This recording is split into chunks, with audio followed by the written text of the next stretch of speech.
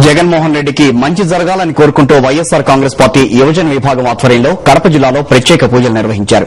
పట్టణంలోని శ్రీ గండి వీరాంజనేయ స్వామి దేవాలయంలో ఆ పార్టీ యువజన విభాగం అధ్యకుడు వైఎస్ అవినాష్ రెడ్డి పూజలు చేశారు.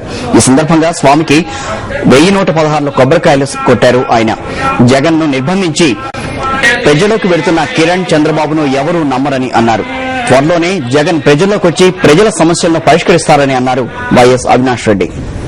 ఇప్పుడేమో ఇందిరమ్మ బాట అంటున్నాడు, మరో నాయకుడేమో పాదయాత్ర అంటున్నాడు. నిజంగా ప్రజలను కేవలం మభ్యపెట్టడానికే ఈ కార్యక్రమాలన్నీ కూడా వాళ్ళు చేస్తా ఉన్నారు.